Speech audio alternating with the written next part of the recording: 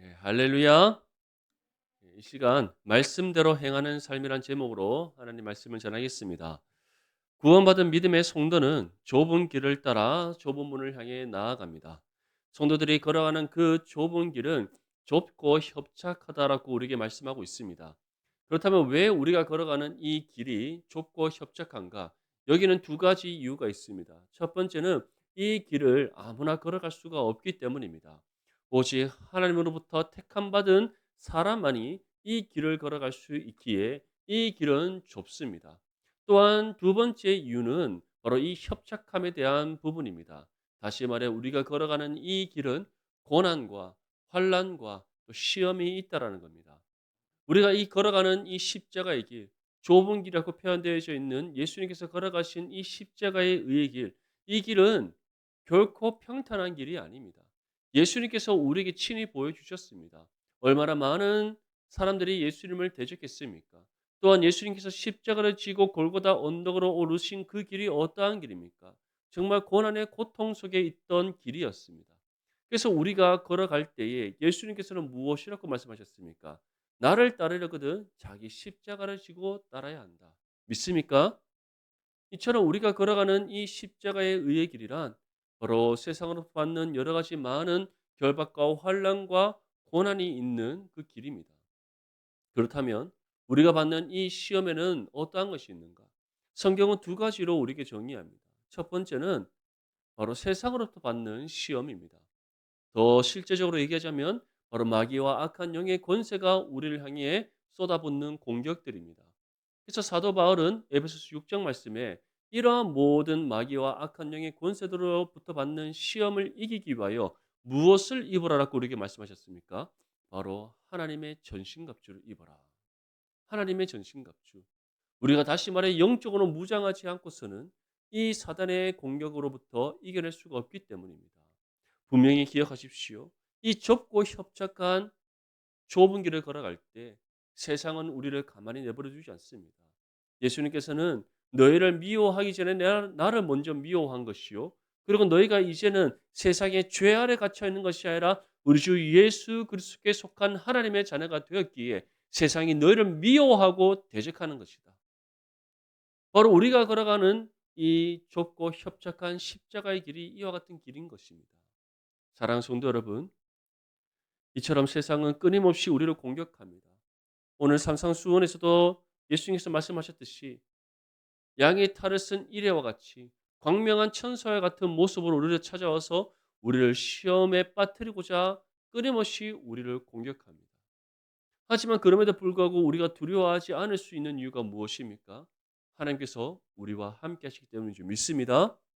우리의 생각과 마음을 감찰하시고 하시는 하나님께서 때를 따라 돕는 은혜의 손길을 베풀어 주시고 우리의 걸음을 친히 인도하시기에 결코 그들이 우리를 이길 수 없다는 사실을 믿을 수 있기를 소망합니다.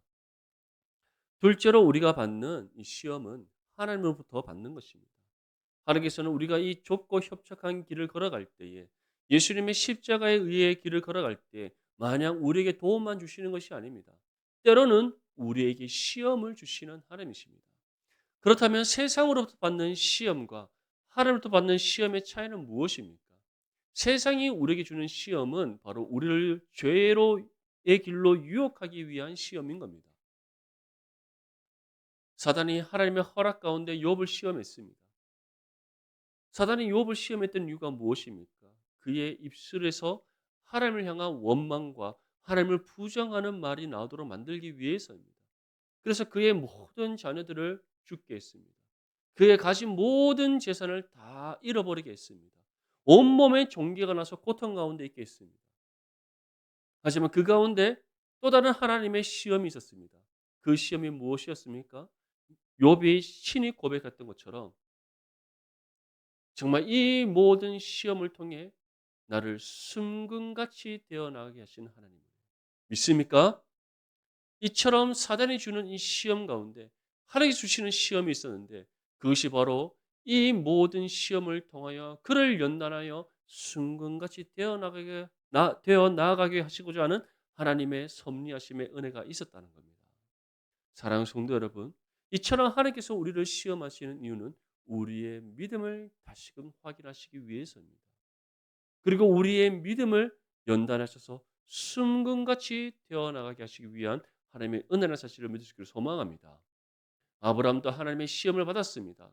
100세 때 하나님께서 약속하신 아들 독자 이삭을 얻었는데 이제 그 독자 이삭이 청소년이 되었을 때에 그 이삭을 하나님께서 나에게 바치라는 시험을 주셨습니다. 이때 아브라함은 두말하지 아니하고 즉시 그 다음 날 나귀의 모든 짐을 싣고 종과 함께 아들 독자 이삭을 데리고 그 길을 떠났습니다. 그리고 이제 그 아들을 하나님 앞에 드리고자 제단을 쌓고 아들을 결박하여 칼을 빼들고 그 아들의 몸에 꽂으려고 할 때 하나님께서 어떻게 하셨습니까?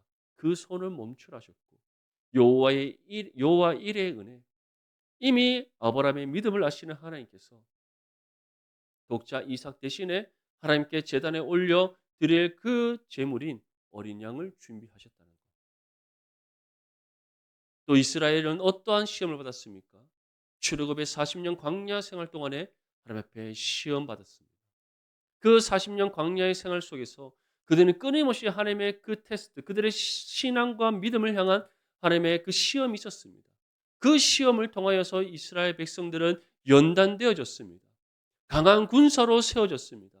그리고 하나님의 때가 이르렀을 때 그들이 요단강을 건너 하나님 약속하신 가나안 땅에 들어가 그 땅을 정복했다는 사실을 믿으시기를 소망합니다. 이처럼 우리가 이 세상을 살아갈 때에는 좁은 길을 걸어가면서 이 두 가지의 시험을 받는 겁니다.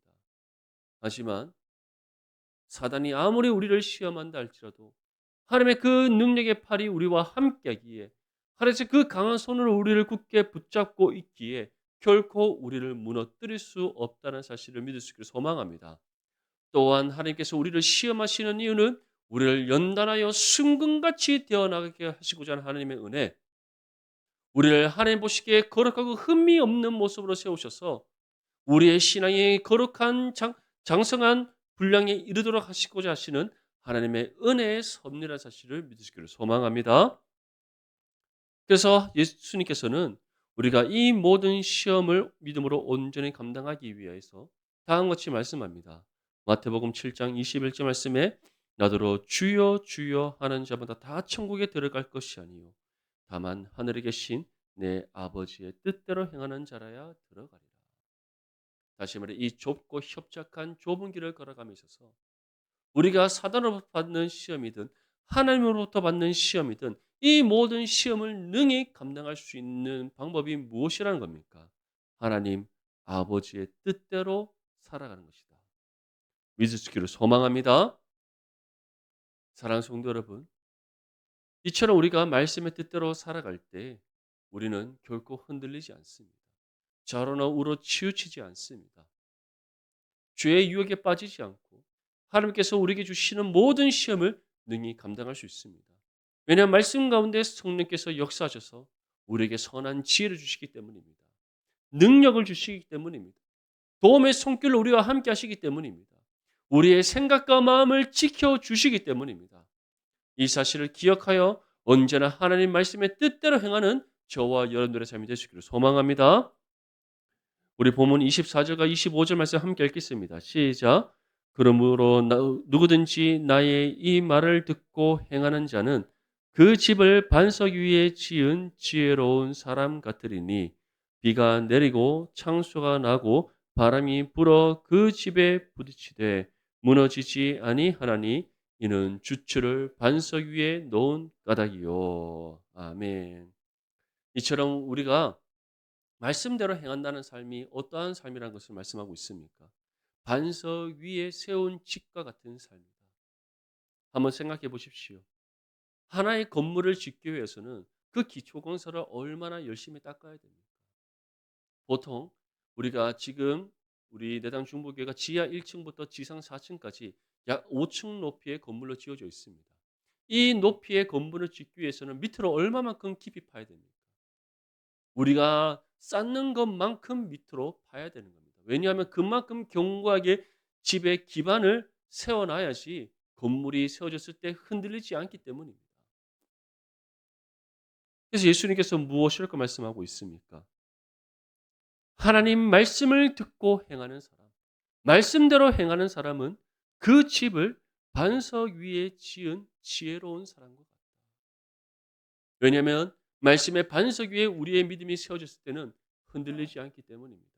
아무리 정말 강도 7, 강도 8 그런 아주 강력한 지진과 같은 시험이 우리 가운데 찾아올지라도 흔들리지 않기 때문입니다. 내진 설계가 정말 단단하게 되어져 있는 건물은 아무리 강력한 이 어, 일어난다 할지라도 무너지지 않습니다. 그만큼 밑에 기반이 단단하게 세워져서 건물을 견고하게 받치기 때문입니다. 마찬가지로 우리가 하나님의 말씀대로 살아갈 때에는 그 말씀이 우리에게 힘이 되고 그 말씀이 우리에게 지혜가 되고 그 말씀의 능력의 원동력을 가지고 우리가 이 땅에 살아가기 때문에 사단이 우리를 유혹한다 할지라도 넘어가지 않습니다. 마귀와 악한 영의 권세가 우리를 공격한다 할지라도 우리가 쓰러지지 않습니다. 오히려 믿음의 담대함으로 우리가 물리치게 됩니다. 하나님께서 여러 가지 시험으로 우리의 믿음을 보신다고 할지라도 우리는 그 시험 가운데 더욱더 굳건하게 서게 될 줄 믿습니다. 그래서 우리는 말씀의 반석 위에 우리의 믿음이 세워지기 위하여 하나님의 말씀대로 행해야 되는 겁니다. 그렇다면 이를 위해 우리는 어떻게 해야 되는가? 성경은 두 가지로 우리에게 제시합니다. 첫 번째는 하나님의 말씀을 들으라. 하나님의 말씀을 들으라. 우리 함께 따라해 봅시다. 하나님 말씀을 들으라. 로마서 1장 17절 말씀에 복음에는 하나님의 의가 나타나서 믿음으로 믿음에 이르게 하나니 기록된 바 오직 의인은 믿음으로 말미암아 살리라 함과 같으니라. 오직 의인은 믿음으로 삽니다. 예수 그리스도를 믿는 믿음 가운데 살아가는 삶이 바로 하나님으로부터 의롭다함 인정받은 의인의 삶입니다. 근데 이러한 의인이 어떻게 의인으로서 믿음으로 살아갈 수가 있습니까? 복음을 통하여서 믿음으로도 구원받음으로 우리가 의인이 되고 그 이후에 우리가 믿음대로 살아갈 수가 있는 겁니다.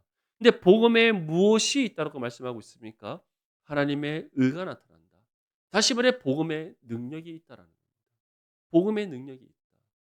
그렇다면 우리는 어떻게 이 복음의 능력을 얻어서 구원받아 믿음으로 살아갈 수가 있는가? 로마서 10장 17절에서 18절 말씀에 그러므로 믿음은 들음에서 나며 들음은 그리스도의 말씀으로 말미암았느니라. 그러나 내가 말하노니 그들이 듣지 아니하였느냐? 그렇지 아니하니 그 소리가 온 땅에 퍼졌고 그 말씀이 땅 끝까지 이르렀도다 하였느니라. 우리가 복음의 능력, 구원을 위한 복음의 능력뿐만 아니라 우리가 신앙의 삶을 살아감에 있어서 하나님의 말씀대로 행하기 위해서 필요한 그 복음의 능력도 결국 어떻게 해야 얻을 수 있다는 겁니까? 말씀을 들음으로 얻을 수 있다. 믿을 수 있기를 소망합니다. 그래서 신명기 말씀에 보면은 쉐마 이스라엘이라고 되어 있습니다. 무엇입니까? 이스라엘아 들으라. 말씀의 능력을 말씀을 들으면서부터 시작되는 겁니다. 이 사실을 잊지 않고 기억할 수 있기를 바랍니다. 요즘 정말 여러 많은 교회에서 말씀 묵상회로 가면서 성경을 읽는 것에 참 많이 힘쓰고 있습니다. 물론 하나님의 말씀을 우리가 날마다 읽고 묵상함이 정말 중요합니다. 하지만 말씀을 우리가 개인의 삶 속에서 읽고 묵상함보다 먼저 우리가 선제되어야 되는 것. 그것이 바로 예배 가운데 선포되어지는 하나님의 말씀을 듣는 것입니다. 왜냐하면 말씀이 선포되어지는 그 시간, 그 순간에 정말 강력한 성령의 은혜의 역사가 일어나기 때문입니다. 하나님께서는 정말 모세를 통해 율법을 기록하여서 이스라엘 백성들에게 주셨습니다. 하지만 이와 함께 하나님께서는 끊임없이 매일 그들의 삶 가운데 무엇이 계셨습니까? 아침과 저녁으로 번제를 드리며 제사장들을 통하여 하나님의 말씀이 선포되게 하셨다는 것. 이렇게 아침과 저녁으로 모든 이스라엘 백성들이 하나님의 말씀을 듣게 하셨다는 것을 기억할 수 있기를 바랍니다. 예루살렘 성전이 무너지고 예루살렘 성도 파괴되어지고 주전 586년에 이제 바벨론에 의해서 이스라엘 백성들이 포로로 끌려가게 되었습니다. 하나님께서는 정말 70년 만에 예루살렘 성전이 다시금 세워지게 하시는 그 약속의 회복의 은혜를 베풀어 주셨습니다. 또 그 이후에 느헤미야를 통해 예루살렘 성벽이 재건되게 하셨습니다. 이 은혜에 감사함으로 이제 수문화 광장 앞에 모든 이스라엘 백성들이 모여서 함께 하나님 앞에 제사를 올려드립니다.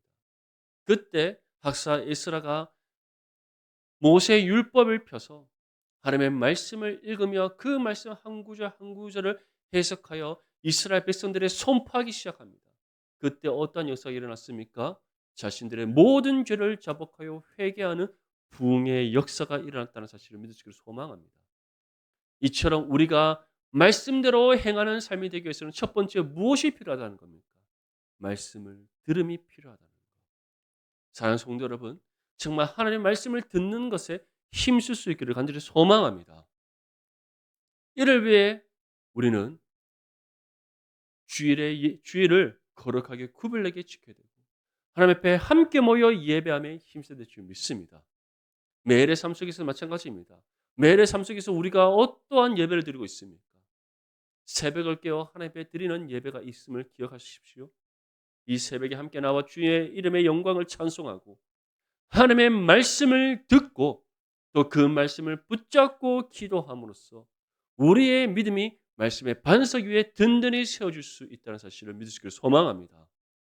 그래서 새벽 기도회든 수요 기도회든 주일의 모든 예배든 우리가 함께 모여 하나님을 예배하고 말씀을 듣는 데에 힘써서 우리의 믿음이 반석 위에 굳건하게 세워질 수 있기를 간절히 소망합니다.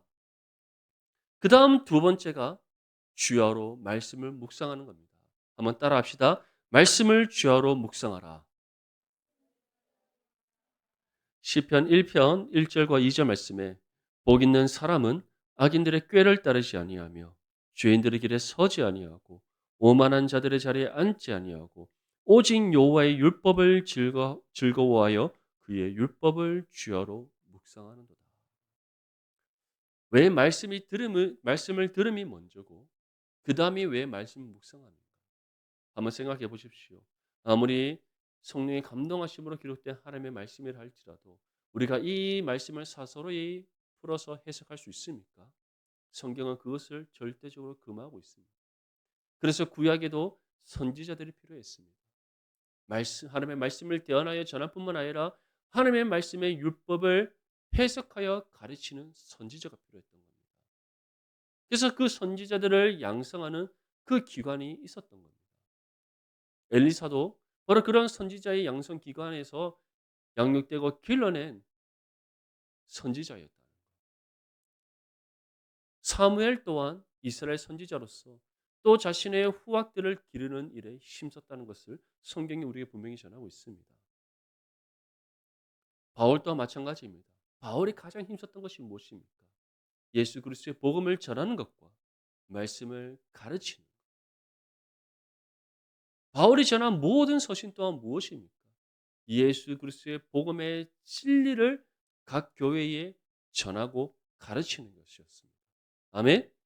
그래서 우리가 말씀의 가르침을 이 말씀의 선포를 통해 듣고 받아서 일상의 삶 속에서 말씀을 묵상함으로 말씀의 뜻을 분별해야 되는 것입니다.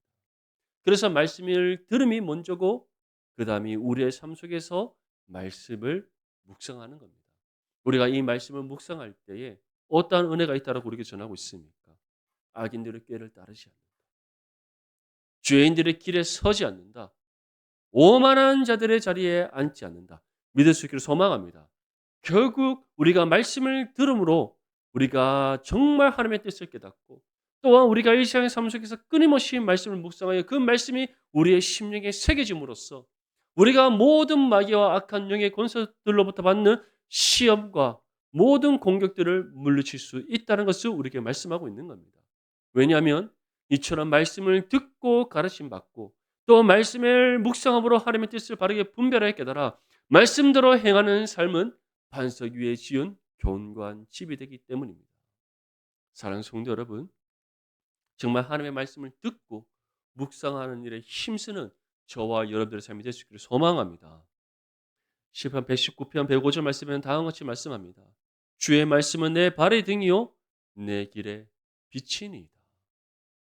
하나님의 말씀이 우리가 디뎌야 될 걸음의 자리를 밝혀 보여줍니다. 하나님의 말씀이 우리가 나아가야 할 그 길을 밝혀 비춰줍니다. 그렇기 때문에 말씀을 듣고 말씀의 가르침을 받아 그 말씀대로 행하는 삶이 오직 말씀의 뜻대로 나아갈 수가 있다는 겁니다. 말씀을 주야로 묵상하는 삶이 하나님의 뜻을 바르게 분별하게 깨달아 그 뜻대로 행할 수가 있다는 겁니다. 결국 우리가 말씀을 듣고 말씀을 묵상하지 않고서는 말씀대로 행할 수 없고 또 말씀대로 행하지 않는 삶은 결국 반석 위에 지은 집이 될 수가 없다는 것. 그것을 주님께서 우리에게 분명히 전하고 있습니다. 우리 본문 26절과 27절 말씀 함께 읽겠습니다. 시작. 나의 이 말을 듣고 행하지 아니하는 자는 그 집을 모래 위에 지은 어리석은 사람 같으리니 비가 내리고 창수가 나고 바람이 불어 그 집에 부딪힘에 무너져 그 무너짐이 심하니라. 아멘. 이처럼 하나님의 말씀대로 행하지 않는 삶은 어떠한 삶입니까? 모래 위에 지은 어리석은 사람이다. 모래 위에 집을 지어 보셨습니까? 우리가 뭐 휴가 때나 아니면 어렸을 적에 우리가 바닷가에 놀러 가면 모래 위에 집도 지어보고 여러 가지 막 글도 적어보고 이렇게 합니다. 근데 파도가 와서 한번 싹 쓸어가면 어떻습니까? 적어놨던 글도 흔적도 없이 사라지고 우리가 애써 지었던 집도 싹 무너지고 없습니다. 그것이 바로 모래 위에 지은 집입니다. 비가 내리고 창수가 난다는 것은 물이 범람함을 뜻합니다. 물이 범람하고 바람이 불게 되면 그 집의 부딪힘에 다 무너진다. 무너져 그 무너짐이 심하다. 그것이 무엇을 뜻하겠습니까? 흔적도 없이 사라진다. 하지만 하나님의 말씀을 듣고 그 말씀의 가르침대로 살아가는 사람, 날마다 주여 하나님의 말씀을 묵상하여 그 뜻을 바르게 분별하여 그 뜻대로 살아가는 사람, 그 사람은 어떻습니까? 반석 위에 지은 집이 되어서 그 어떤 세상의 풍파가 우리 가운데 불어닥친다 할지라도 흔들리지 않습니다. 무너지지 않습니다. 하나님께서 우리에게 주시는 그 모든 시험을 능히 감당하여 하나님 앞에 연단받아 순금같이 되어나가는 은혜가 있는 줄 믿습니다. 그래서 바울이 환난은 인내를, 인내는 연단을, 연단은 소망을 이루게 합니다. 이를 위해 어떻게 해야 된다고 말씀하고 있습니까? 하나님 말씀대로 살아가야 됩니다. 믿을 수 있기를 소망합니다. 한 주간에 우리의 삶을 한번 돌아볼 수 있기를 바랍니다. 우리는 지난 한 주가 어떻게 살아왔습니까? 하나님의 말씀대로 살아왔습니까? 하나님의 말씀대로 살아가기 위해 정말 새벽을 깨우고 주어진 모든 예배에 함께 힘써 모여 말씀을 듣고 가르침 받는 일에 힘썼습니까? 아니면은 말씀을 듣고 가르침 받는 일에 힘쓰기보다 세상 속에서 육신의 즐거움을 쫓아 살아가지 않았습니까? 아니면 세상이 우리에게 말하는 방식대로 살아가기 위해 힘쓰지 않았습니까? 정말 세상의 것에 얽매이지 않았습니까? 그러한 우리의 모습들이 있었다면 오늘 이 시간 주님께 다 내어놓고 자복함으로 회개할 수 있기를 간절히 소망합니다. 정말 우리에게 주어진 일상의 삶 속에서 맡겨진 그런 직업을 가지고 열심히 살아내는 것 중요합니다. 주어진 일상의 삶을 힘써 살아가는 것 너무나 중요합니다. 하지만 우리가 일상의 삶에서 주어진 삶을 살아가면서 있어서도 그 삶이 어떠한 삶이 되어야 됩니까? 말씀대로 행하는 삶이 되어야 됩니다. 이를 위해 우리는 말씀을 듣고 가르침 받는 일에 힘써야 되고 말씀을 주어로 묵상하여 그 말씀의 뜻을 바르게 분별하여 하나님의 뜻대로 살아가고자 내 자신을 저 죽기까지 복종하는 신앙의 삶이 되는 줄 믿습니다. 오늘날 이 사회의 삶이 얼마나 치열합니까? 우리 청년들이 앉아있지만 청년들이 정말 직장을 구하는 것도 너무 힘듭니다. 좋은 직장 구하기 위해서 얼마나 치열하게 준비를 합니까? 자격증도 준비하고 또 학위도 준비해야 되고 직장에서 요구하는 모든 자격과 기준을 맞추기 위해서 얼마나 노력합니까? 그런데 그런 모든 것 다 중요하지만 내가 어떠한 직장에 들어가고 직업을 갖고자 하는 그 모든 것들이 무엇을 위한 것이 되어야 됩니까? 하나님의 영광을 위한 것이 되어야 됩니다. 그리고 그러한 하나님의 영광을 위한 것이 되기 위하여 우리는 말씀대로 우리의 삶의 걸음이 나아가야 될 줄 믿습니다. 여기 있는 우리 모든 성도님들이 이처럼 우리의 모든 주어진 삶 속에서 하나님의 말씀대로 행하기 위하여 더욱더 수고하고 헌신할 수 있기를 바랍니다. 이를 위해 말씀을 듣고 가르침 받는 일에 힘쓰고 주여로 즐거이 하나님의 말씀을 묵상하는 저와 여러분들의 삶이 되시기를 소망합니다. 예수님께서는 이 산상수훈의 첫 번째 말씀으로 심령이 가난한 자는 복이 있나니 천국이 그들의 것입니다라고 분명히 말씀하셨습니다. 사랑하는 성도 여러분, 정말 천국을 유업받은 하나님의 자녀임을 믿습니까? 이 믿음이 우리 가운데 있다면 우리는 이 믿음으로 살아야 될 줄 믿습니다. 그리고 이 믿음으로 살아가기 위하여 하나님의 말씀을 듣고 가르침받아 그 말씀의 가르침대로 살아가고 하나님의 말씀을 주야로 묵상하여 하나님의 뜻을 바르게 분별하여 그 뜻대로 행하는 믿음의 삶이 될 줄 믿습니다. 그러할 때 아무리 세상 가운데 여러 가지 시험과 환난을 겪는다 할지라도 우리의 믿음이 흔들리지 아니하고 능히 이겨낼 수 있습니다. 또한 하나님께서 우리의 믿음을 시험하시기 위하여 우리 가운데 여러 가지 시험을 주신다 할지라도 능히 감당하여 착하고 충성된 자는 칭찬받는 신앙의 삶이 될 줄 믿습니다. 이 사실을 기억하여 오늘 주님께서 우리에게 말씀하신 바대로 우리가 말씀을 듣고 가르침 받으며 또 말씀을 주야로 묵상하여 말씀대로 행함으로써 반석 위에 지은 집이 되는 저와 여러분들의 삶이 될 수 있기를 주님의 이름으로 축복합니다.